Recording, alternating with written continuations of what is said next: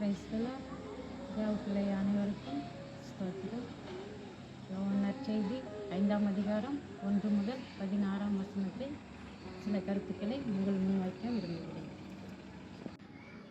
யூதர்களுடைய பண்டிகை ஒன்று வந்தது. அதற்காக இயேசுப்பா எருசலேமுக்கு போகிறார்.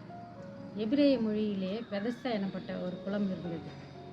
அக்குளத்தில் நோய்வாய்ப்பட்டவர்கள், புறக்கணிக்கப்பட்டவர்கள் அனைவரும் அங்கு இருப்பார்கள். தண்ணீர் எப்போது கலங்கும் என்று அவர்கள் காத்து கொண்டு இருப்பார்கள். ஏனெனில் சில சமயங்களில் தேவதூதன் அந்த குளத்தில் இறங்கி தண்ணீரை கலக்குவார்.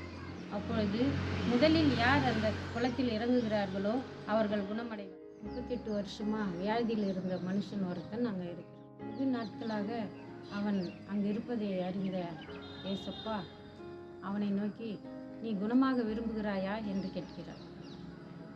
ஆண்டவரே, இந்த தண்ணீர் கலக்கும்போது நான் இறங்குவதற்கு முன்பாக வேறு ஒருவர் இறங்கி விடுகிறார்கள்.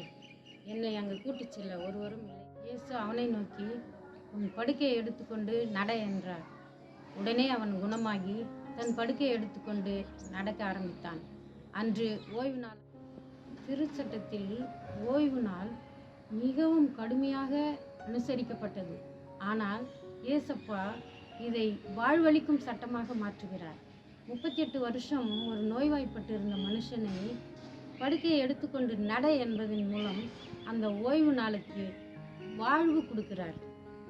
திருச்சட்டத்தில் கடுமையாக இருந்த சட்டத்தை மாற்றி ஒரு மனுஷனை வாழ்வளிக்கக்கூடிய சட்டமாகவும் இதை 38 வருஷமாக அந்த மனுஷன் ஒரே இடத்தில் நோய்வாய்ப்பட்டு தன்னுடைய இயலாமையால் கடவுள் வந்து நம்மளை குணமாக்குவார் என்ற ஒரு நம்பிக்கையில் அவன் அதே இடத்தில் இருக்கிறான். தன்னுடைய முயற்சி என்று ஒன்றுமே அவன் அங்கே நிரூபிக்கப்படவில்லை. அவன் தன்னுடைய இயலாமையை, தன்னுடைய சோம்பேறி கணத்தையும் இங்கே நமது ஆண்டவராக இயேசு கிறிஸ்து குறிப்பிடுகிறார். அவன் முயற்சி செய்து சிறிதாக நகர்ந்து கூட அந்த குளத்தில் இறங்கி தன்னுடைய வியாதியை அவன் குணமாக்கி இருக்கலாம். ஆனால் அவன் உலக சுகபோக வாழ்க்கை, அதாவது அவனுக்கு தேவையான அனைத்தும் அந்த இடத்தில், அந்த படுக்கையிலே அவனுக்கு கிடைக்கிறது.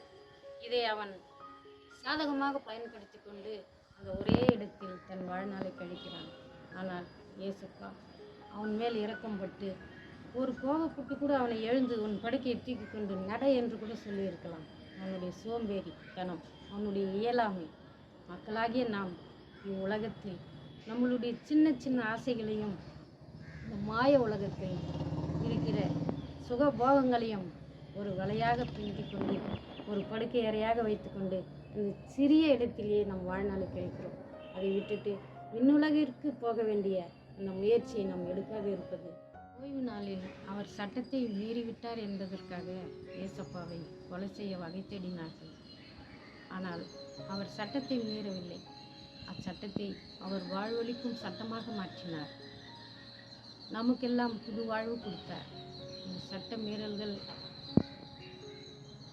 தகர்த்தெறிந்து புது சட்டம் அமைத்து கிறிஸ்து இயேசுவின் அன்பின் சட்டத்திற்கு, வாழ்வளிக்கும் சட்டத்திற்கு நம்மளை ஆண்டவர் அவருடைய திருப்பாதங்களில் வைத்து நமக்கு புது வாழ்க்கை கொடுத்தார்.